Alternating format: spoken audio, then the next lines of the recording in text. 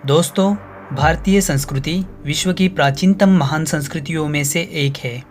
हमारे वैदिक रचनाओं के आधार पर हम भारतीय हमारे प्राचीन इतिहास को बड़ी गौरवता से विश्व के सामने प्रदर्शित करते हैं। लेकिन हमारी वैदिक संस्कृति से भी पहले हमारी भारत भूमि पर एक विकसित सभ्यता वास करती थी, जो अपने समय काल की विश्व की सबसे उन्नत और विस्तृत सभ्यता थी, जो भारतीय उपमहाद्वीप पर आर्यों के आगमन से पहले एक विकसित समाज का निर्माण कर चुकी थी, जिनके नगर विश्व के सबसे उत्कृष्ट रचनाबद्ध तरीके से बनाए नगर थे। विश्व की सभी ज्ञात प्राचीन सभ्यताएं नदियों के किनारे फली फूली और विकसित हुई, जैसे कि मिस्र की सभ्यता नील नदी के किनारे पाई गई, मेसोपोटामिया की सभ्यता दजला और फरात नदी के किनारे पाई गई और चीन की सभ्यता यलो नदी के किनारे पाई गई। वैसे ही भारतीय सभ्यता सिंधु नदी के किनारे पाई गई, इसलिए इसे सिंधु सभ्यता अथवा सिंधु घाटी सभ्यता के नाम से जाना जाता है। तो चलो दोस्तों, आज हम जानते हैं 5000 साल पुराने हमारे इस भारतीय सभ्यता की रोचक तथ्यों को और समझते हैं इस सभ्यता की विशेषताओं को, जो इसे दुनिया की सबसे उन्नत सभ्यता का दर्जा देती है।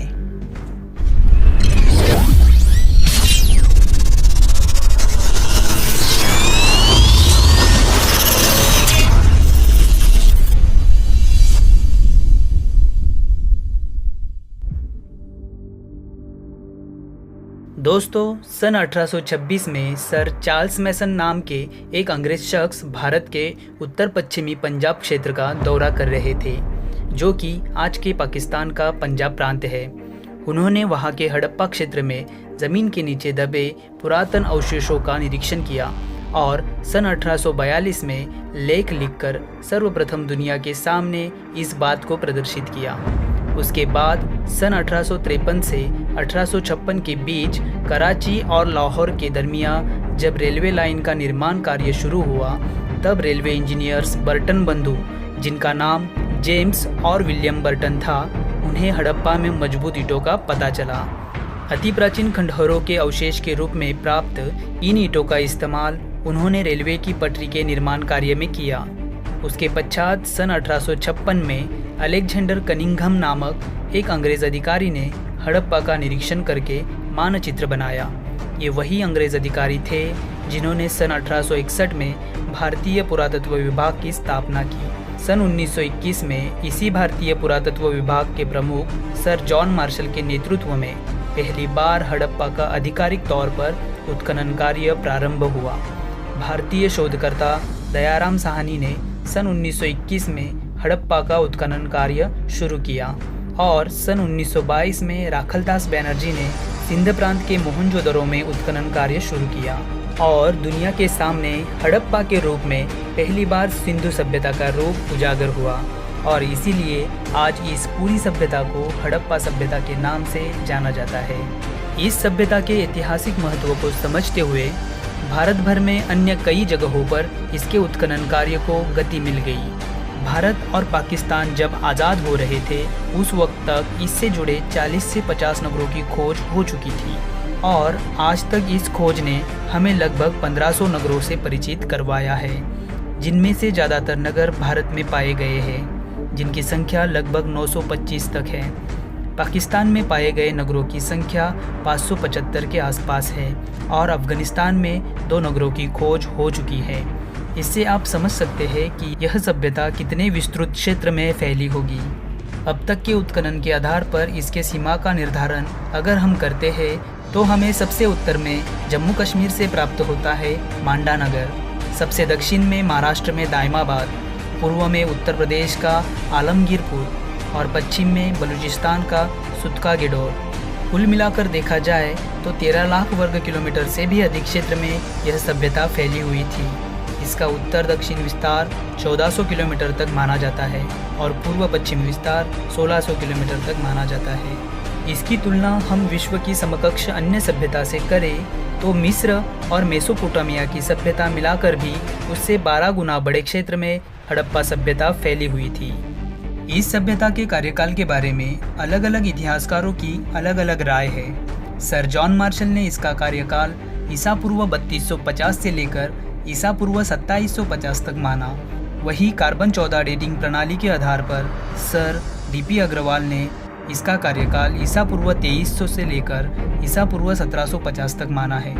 लेकिन ज़्यादातर इतिहासकार इस सभ्यता के कार्यकाल को ईसा पूर्व 2500 से लेकर ईसा पूर्व 1750 तक मानते हैं। इस सभ्यता के मूल निर्माणकर्ता कौन थे, इसको लेकर भी विभिन्न मत सामने आते हैं। ज़्यादातर भारतीय इतिहासकारों का यही मानना है कि यह सभ्यता यही के मूल निवासी स्थानीय लोगों ने निर्माण की थी, जबकि मार्शल, व्हीलर, गार्डनर चाइल्ड जैसे विदेशी इतिहासकार कहते हैं कि इस सभ्यता के निर्माता सुमेरियन सभ्यता के लोग थे, क्योंकि दोनों सभ्यताओं में काफ़ी समानताएं हैं। इन इतिहासकारों के मत और मतांतर कुछ भी हो, लेकिन हम भारतवासियों के लिए यह गर्व की बात है कि हमारे देश की यह सभ्यता अपने समय की सबसे उन्नत सभ्यता थी। इसके जैसा नगर नियोजन तत्कालीन दुनिया की अन्य किसी भी सभ्यता में नहीं पाया गया है। इन लोगों को लिपि का ज्ञान था। चित्रात्मक अक्षरों के सहारे इन्होंने अपने विचारों को लिपिबद्ध करना सीख लिया था। इन्होंने तांबा और टीन को मिश्रित करके कांस्य धातु के निर्माण की कला अवगत कर ली थी। उत्खनन में मिले अवशेषों के आधार पर यह पता चला है कि ये लोग मापतोल करना जानते थे। इन्हें मिट्टी से बर्तन, औजार और खिलौने बनाने की कला अवगत थी। इन्हें गणित का ज्ञान भी अवश्य होगा, तभी इन्होंने रचनाबद्ध और विशाल भवन बनवाए थे।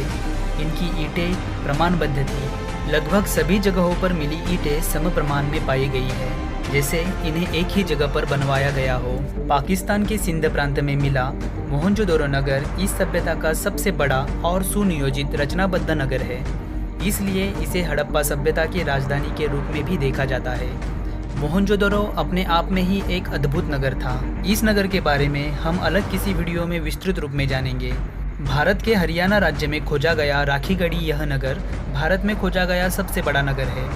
भारत के गुजरात राज्य में सबसे ज़्यादा नगरों की खोज हुई है। यहाँ की लोथल नगरी बंदरगाह के रूप में प्रसिद्ध है।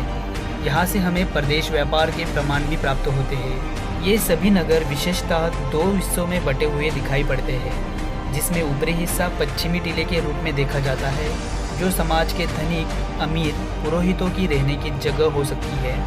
इसे दुर्ग भी कहा जाता है। और दूसरा हिस्सा पूर्वी टीला, जिसमें किसान, मजदूर और जनसामान्य वर्ग की रहने की जगह पाई गई है। यह हिस्सा नीचे की तरफ पाया गया है। ऊपरी हिस्से में ज़्यादातर बड़े और पक्के भवन और सार्वजनिक वास्तु पाए गए हैं, जिन्हें ऊंचे तटबंदी से संरक्षित किया गया है। इसकी तुलना में निचले हिस्से में छोटे और कच्चे ईंटों से बने मकान दिखाई पड़ते हैं, जो तटबंदी से संरक्षित भी नहीं है।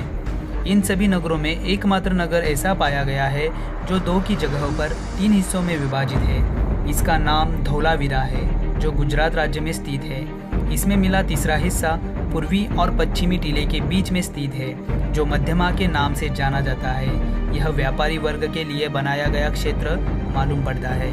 हड़प्पा सभ्यता के नगरीय रास्ते विशेष रूप से प्रशंसनीय है, क्योंकि वे नियोजनबद्ध तरीके से एक दूसरे से समकोण में काटते हैं। रास्तों की इस पद्धति को ग्रिड पद्धति कहा जाता है। मुख्य रास्ता 10 मीटर तक चौड़ा पाया गया है और उससे मिलने वाले अन्य रास्ते 3 से 4 मीटर तक चौड़े पाए गए हैं। सभी के घरों के दरवाजे मुख्य रास्ते की तरफ न खुलते हुए गली में खुलते दिखाई पड़ते हैं। हर घर में कुआं, स्वच्छता गृह और जल निकासी के लिए नालियाँ मिलती है, जो मुख्य नाली से जुड़कर खराब पानी को शहर से बाहर ले जाती है। यह सभी नालियाँ ऊपर से ढकी हुई दिखाई पड़ती है। गुजरात के धौलावीरा नगर में लकड़ी की बेहतरीन नालियाँ पाई गई है, जो आज भी सुस्थिति में दिखाई देती है। यह सभ्यता विशेष रूप से अपने सामूहिक स्नानगृह, सभागृह, विशाल अन्न भंडार और गोदामों के लिए प्रशंसनीय मानी जाती है। इनके खान पान में गेहूँ, जौ, तरबूज, खरबूजा, खजूर, राई, सरसों, तिल और कई जगह पर चावल आदि धानों के प्रमाण पाए गए हैं। सजने संवरने के लिए यह लोग सोना, चांदी, हाथी के दांत, शंख, सीपी, मनके से बने आभूषणों का इस्तेमाल करते थे। इनके वस्त्र सूती, ऊनी और कढ़ाईदार पाए गए हैं। दोस्तों, हड़प्पा सभ्यता की आज तक की खुदाई में कई भी अस्त्र शस्त्र जैसी लड़ाई से जुड़ी सामग्री नहीं पाई गई है, जिससे यह प्रतीत होता है कि यह सभ्यता शांतिप्रिय सभ्यता थी। जो व्यापार और विकास में विश्वास रखती थी। इनकी लिखी चित्रलिपि को पढ़ पाना आज तक इतिहासकारों के लिए संभव नहीं हो पाया है, लेकिन जब यह लिपि को पढ़ा जाएगा तब इस सभ्यता से जुड़े बहुत से राज खुल जाएंगे।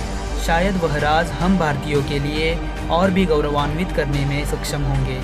इसी आशा को मन में रखते हुए आप सभी दोस्तों से यही रुकने की आज्ञा चाहता हूँ। दोस्तों, अगर आपके शहर के आसपास कहीं भी इस सभ्यता से जुड़े नगरों के अवशेष हैं तो उन्हें देखने जरूर जाइएगा। अगर आपको मेरी ये जानकारी अच्छी लगी तो अपने दोस्तों में शेयर कीजिए।